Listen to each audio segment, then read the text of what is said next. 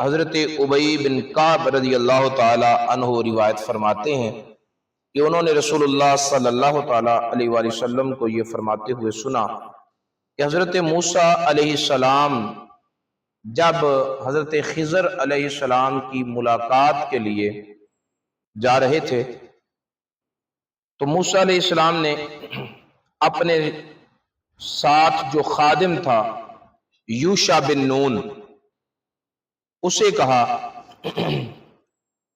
قال لفتاہ آتنا غداءنا، اپنے خادم سے کہا کہ وہ جو ناشتے کے لیے ہم نے مچھلی ساتھ لی تھی، کھانے کا کچھ سامان لیا تھا، وہ سامان تو لاؤ۔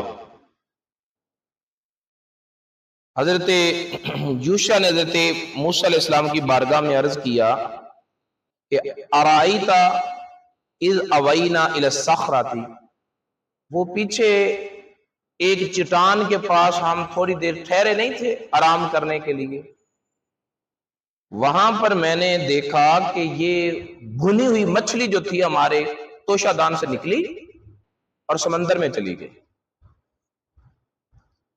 آپ آرام فرما رہے تھے، میرا خیال تھا میں آپ کو بتاؤں گا، لیکن جب آپ بیدار ہوئے تو فإنی نسیت الحوت، میں وہ مچھلی والا واقعہ بتانا ہی بھول گیا۔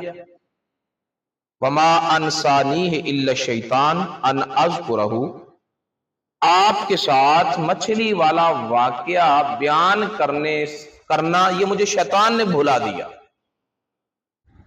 شیطان نے مجھے بھلا دیا، میں آپ سے وہ بیان نہیں کر سکا۔ حضور نبی پاک صلی اللہ تعالی وسلم ارشاد فرماتے ہیں لم یجد موسیٰ النصب حتی جاوز المکان الذی امرہ اللہ بہ، حضرت موسیٰ علیہ السلام جب اپنے گھر سے نکلے تھے تو سارے راستے میں سفر کرتے ہوئے انہیں تھکاوٹ کا احساس نہیں ہوا۔ جب اس مقام سے آگے گزرے جس مقام کا اللہ تعالیٰ نے انہیں حکم دیا تھا کہ اس مقام پر تیری ملاقات میرے اس بندے کے ساتھ ہوگی، جب وہاں سے آگے گزرے تو موسیٰ علیہ السلام کو تھکاوٹ ہوئی، اور جب تھکاوٹ ہوئی تو انہوں نے ناشتہ مانگا، اور حضرت یوشع نے بتایا کہ مجھے تو شیطان نے بھلا دیا تھا، شیطان نے بھلا دیا تھا۔ کل والے درس کو تھوڑا سا ذہن میں دوبارہ لائیں کہ حضرت ابو ہریرہ رضی اللہ تعالیٰ عنہ کو نبی پاک صلی اللہ علیہ وسلم نے غلے کی حفاظت پر مامور کیا، رات کو شیطان آیا، غلہ اٹھانے لگا، حضرت ابو ہریرہ نے بازو سے پکڑ لیا، وہ چھڑا نہیں سکا۔ ادھر حضرت یوشع بن نون کے جو ساتھی ہیں موسیٰ علیہ السلام بھی ساتھ ہیں، اور یوشع بن نون پر شیطان نے اپنا اثر جما دیا اور انہیں بھلا دیا۔ یہ حضرت موسیٰ علیہ السلام کی عظمت و شان میں کمی نہیں، لیکن محبوب کی شان محبوبیت دیکھیں کہ حضور کے غلاموں کی کیا شان ہے اور دیگر انبیاء کے غلاموں کی کیا شان ہے، کہ ادھر حضرت ابو ہریرہ کے پاس رسول اللہ صلی اللہ علیہ وسلم نہیں، رسول اللہ صلی اللہ علیہ وسلم تو اپنے کاشانہ دولت میں ہیں، ابو ہریرہ ادھر دے رہے ہیں ڈیوٹی، اور ابلیس آ کر غلہ اٹھاتا ہے، ابلیس کو بازو سے پکڑ لیتے ہیں، ابو ہریرہ چھڑا نہیں سکتا، بھاگ نہیں سکتا، منت سماجت کر کے واویلا کر کے جاتا ہے۔ رسول اللہ صلی اللہ علیہ وسلم کے خادموں کا یہ عالم ہے، ہر نبی کے خادم کی کیا شان ہے، پر محبوب عالم صلی اللہ علیہ وسلم ان کے خادموں کا مقام یہ علیحدہ ہے۔ اس کی وجہ یہ ہے کہ رسول اللہ صلی اللہ علیہ وسلم کا اپنا مقام نرالا ہے۔ حضرت عبداللہ بن عمر رضی اللہ تعالیٰ روایت فرماتے ہیں میں نے رسول اللہ صلی اللہ علیہ وسلم کو مشرق کی طرف اشارہ کرتے ہوئے دیکھا۔ حضور نبی پاک صلی اللہ علیہ وسلم مشرق کی طرف اشارہ کرتے ہوئے فرما رہے تھے کہ ہا ان الفتنۃ ہا ہنا، خبردار فتنہ ادھر سے ہوگا، ہا ان الفتنۃ ہا ہنا من حیث یطلع قرن الشیطان، خبردار فتنہ ادھر سے ہوگا جہاں سے شیطان کا سینگ اٹھے گا۔ مدینہ منورہ سے مشرق کی طرف نجد ہے،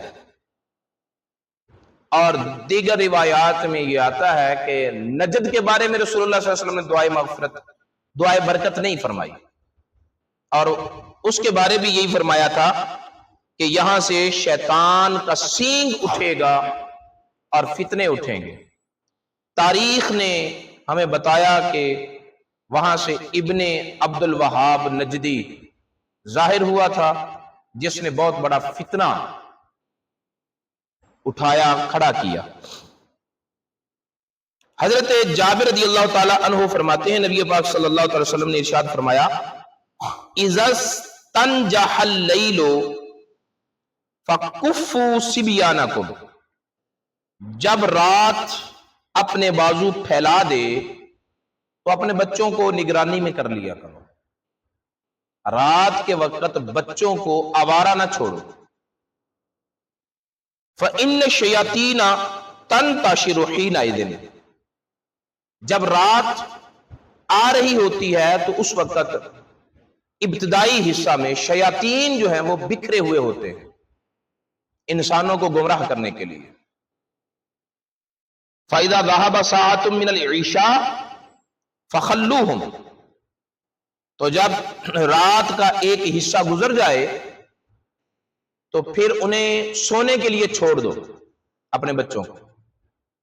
रात के इब्तिदाई हिस्से में खूब निगरानी करो, पता रखो कि बच्चे कहां हैं। यही आवारगी का टाइम है, यही बेराह रवी की तरफ निकल जाने का टाइम है। दोस्त यार इकट्ठे हो जाते हैं और अपने मर्जी के मनसूबे बनाते हैं। जब रात हो जाए, सोने का वक्त हो जाए और सोने की तैयारी करने लगो तो फरमाया, अगलिक बाबक वज़्कुर इस्मल्लाह, अपने घर का दरवाजा बंद करके सो और दरवाजा बंद करते हुए बिस्मिल्लाहिर्रहमानिर्रहीम भी पढ़ लेना। जब घर का दरवाजा बंद करते हैं और बंद करते हुए बिस्मिल्लाह नहीं पढ़ते तो दरवाजा बंद हो जाता है और जो इंसान वगैरह है वो दाखिल नहीं हो सकते। लेकिन जब घर का दरवाजा बंद करते हुए बिस्मिल्लाहिर्रहमानिर्रहीम पढ़ लिए जाए तो फिर शयातीन भी दाखिल नहीं हो सकते। ये अल्लाह के जिक्र की बरकत होती है। वअत्फि मिस्बाहका वज़्कुर इस्मल्लाह, और अपना चिराग घर का बुझाओ और उसे बुझाते हुए भी बिस्मिल्लाहिर्रहमानिर्रहीम पढ़ लो। घर का चिराग बुझाओ और बिस्मिल्लाहिर्रहमानिर्रहीम पढ़ लो। आज चिराग का माहौल नहीं है, आज माहौल है बल्ब वगैरह का। चिराग बुझाने में हिकमत यह थी कि चिराग आग है और जलता हुआ चिराग सोते हुए कोई भी नुकसान हो सकता है। हुजूर नबी पाक सल्लल्लाहु अलैहि वसल्लम ने फरमाया कि आग आदम की औलाद के लिए दुश्मन है, तो इसे खुला छोड़कर ना सो। लिहाजा आज के दौर में सर्दी के मौसम में जब हीटर वगैरह लगाते हैं तो उसके लिए भी हुक्म यही होगा कि इसे जलता छोड़कर ना सोना, यह भी दुश्मनी है। और चिराग में दो चीजें होती हैं, एक रोशनी और एक आग। तो आग को भी खुला छोड़ के नहीं सोना चाहिए और रोशनी करके भी नहीं सोना चाहिए, अंधेरा कर लेना चाहिए। अगर जलाना है तो वो जीरो का बल्ब होता है वो जला ले, जिसकी रोशनी तेज नहीं होती। इसमें भी हिकमत है। बल्ब वगैरह में आग तो नहीं होती, लेकिन रोशनी पर ऐसे हशरात आ जाते हैं, ऐसे कीड़े मकोड़े आ जाते हैं कि जो तुम्हें काट सकते हैं। रोशनी पे ऐसे कीड़े मकोड़े आ जाते हैं, बिलखुसूस गर्मी के मौसम में, और ऐसा सर्दी के मौसम में भी हो सकता है। शहद की मक्खियां आ जाती हैं। तो रसूलुल्लाह सल्लल्लाहु अलैहि वसल्लम ने अपनी उम्मत को कैसी कैसी तरबियत दी।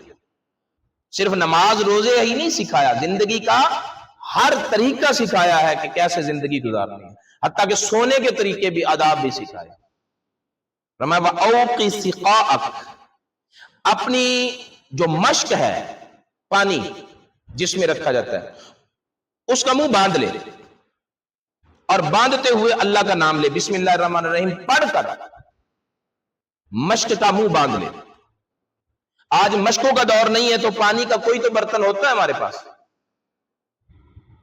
कैने रखी हुई हैं या कूलर रखे हुए हैं, उनको ढक के रखो। کہیں چھپکلی وغیرہ یا ایسے کچھ اور جانور چیزیں وہ پانی میں داخل نہ ہو جائیں. ایسا بھی ہو سکتا ہے کوئی پانی میں داخل ہو کر نکل جائے تمہیں پتہ بھی نہ لگے، لیکن اس کے بدن پر لگی ہوئی کوئی ایسی زہریلی چیز وہ پانی میں مل جائے اور تمہاری ہلاکت کا باعث بن جائے. وَخَمِّرْ إِنَاءَكَ وَاذْكُرِ اسْمَ اللَّهِ، اور اللہ کا نام لے کر برتنوں کو ڈھک لو. برتنوں کو ننگا نہیں چھوڑنا چاہیے، برتنوں کو ڈھک کے رکھیں، اور اگر ڈھکنے کے لیے کوئی چیز نہیں ہے تو الٹا کر کے رکھیں. بسم اللہ الرحمن الرحیم پڑھتے ہوئے برتنوں کو ڈھکیں، ان پر کوئی چیز دیں، کپڑا وغیرہ دے دیں یا جو بھی ڈھکنے کے لیے مناسب چیز. ولا تعرض علیہ شیئا ولو تعرض علیہ شیئا، اگر ڈھکنا نہیں ہے برتن کا، ایک تو برتن کا اپنا ڈھکنا ہوتا ہے نا، اگر برتن کا اپنا ڈھکنا نہیں ہے تو کوئی کپڑا وغیرہ دے دے، کوئی پردہ دے دے، لیکن برتنوں کو کھلا نہ چھوڑیں، کھلا رکھ کر. اسی طرح جس برتن وغیرہ میں پینے کی کوئی چیز ہے، پانی وغیرہ رکھ لیتے ہیں پاس رات کو، اسے بھی ڈھک کر رکھیں اور ڈھکتے ہوئے بسم اللہ الرحمن الرحیم پڑھ لیں. رسول اللہ صلی اللہ علیہ وسلم نے سونے کی کتنی ترغیبات دلائیں اور آداب بتائے، اور ہر کام کے ساتھ فرمایا کہ بسم اللہ پڑھ لو، بسم اللہ پڑھ لو، بسم اللہ پڑھ لو. یعنی اس میں ایک ترغیب یہ بھی ہے کہ ہر کام سے پہلے بسم اللہ الرحمن الرحیم پڑھ لیں، ہر کام سے پہلے. حضرت صفیہ بنت حی رضی اللہ تعالیٰ عنہ، نبی پاک صلی اللہ علیہ وسلم کی زوجہ محترمہ، ہم ایمان والوں کی ماں، فرماتی ہے کہ کان رسول اللہ صلی اللہ علیہ وسلم معتکفا فاتیتہ ازورہ لیلا حدثتہ. نبی پاک صلی اللہ علیہ وسلم اعتکاف پر بیٹھے ہوئے تھے اور میں مسجد میں رسول اللہ صلی اللہ علیہ وسلم کی زیارت کے لیے آیا. اب اندازہ کریں کہ نبی پاک صلی اللہ علیہ وسلم اعتکاف کے لیے رمضان المبارک کا آخری عشرہ بیٹھا کرتے تھے، 10 دن. کیسی محبوب شخصیت ہے، کیسی محبوب شخصیت ہے کہ جس کی زیارت کے بغیر بیویاں بھی 10 دن نہیں گزار سکتی، بیویاں بھی 10 دن نہیں گزار سکتی. فرماتی میں حاضر ہوئی زیارت کرنے کے لیے، حضور کی زیارت کے لیے، باتیں ہوتی رہی. ثم قمت، پھر میں اٹھی، فانقلبت، واپس آنے لگی. فقام معی لیقلبنی، رسول اللہ صلی اللہ علیہ وسلم بھی میرے ساتھ اٹھے تاکہ وہ مجھے الوداع کرائیں. بیوی کو محبت دینا اور عزت دینے کا طریقہ بھی جو رسول اللہ نے سکھایا ہے، کائنات کے کسی ہادی نے نہیں سکھایا.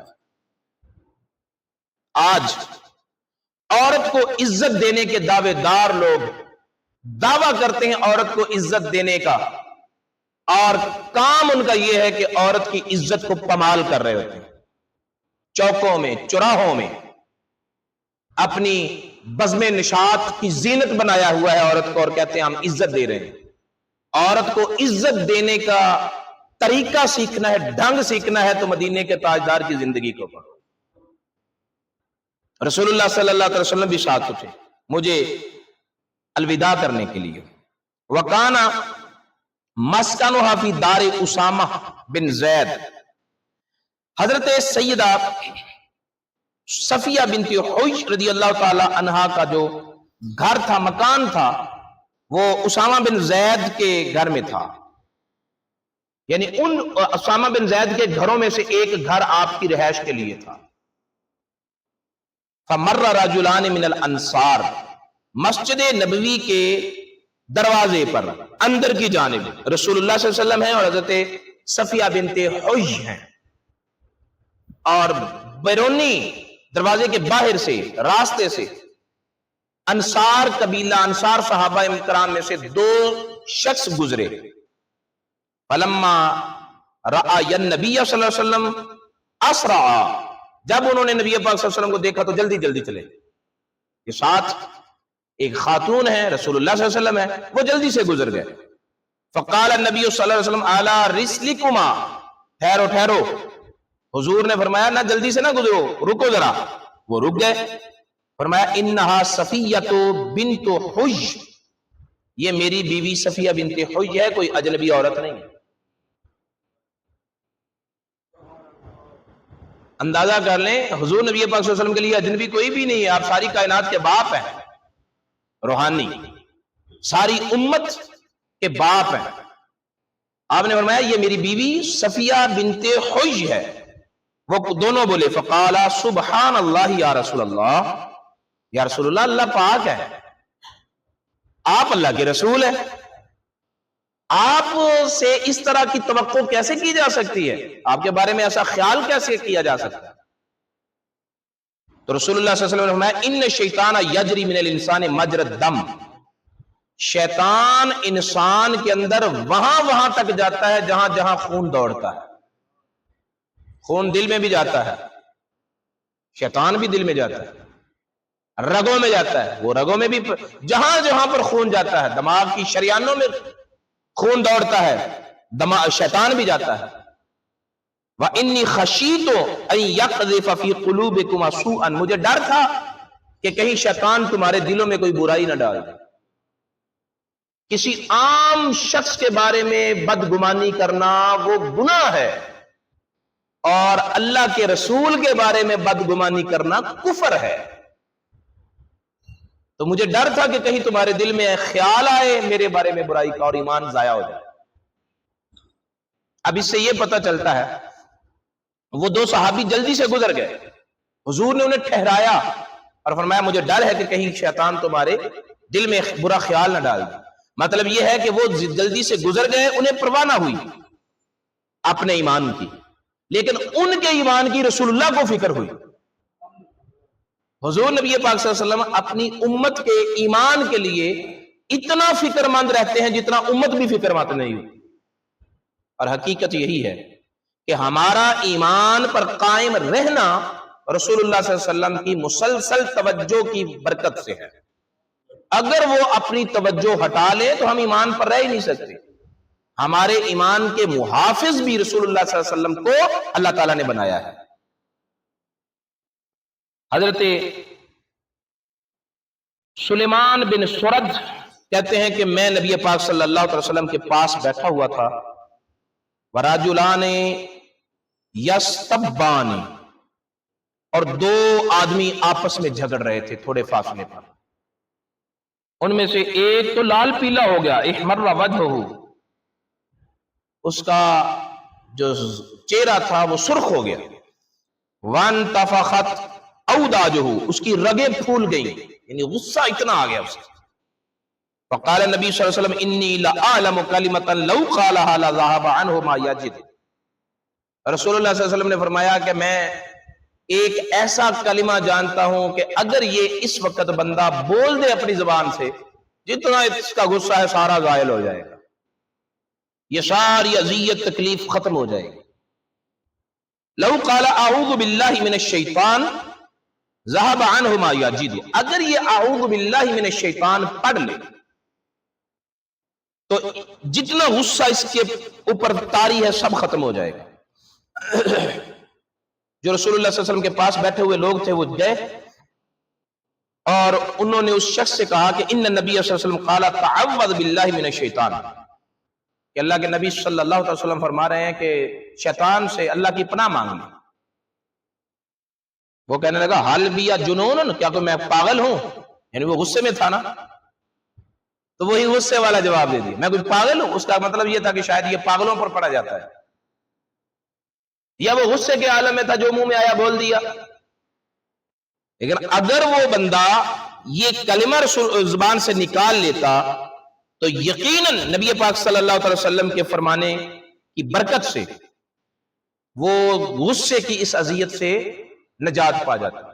چلو اس نے نہیں بولا، امت کو یہ طریقہ اور سلیقہ مل گیا کہ اگر غصہ طاری ہو تو تعوذ پڑھ لے، اگر غصہ ہو طبیعت پر تو تعوذ پڑھ لیں، اعوذ باللہ من الشیطان الرجیم پڑھ لیں۔ اللہ رب العزت کی بارگاہ میں دعا ہے کہ وہ ہمیں نبی پاک صلی اللہ تعالیٰ علیہ وآلہ وسلم کی تعلیمات کو سیکھنے اور ان پر عمل پیرا ہونے کی توفیق عطا فرمائے۔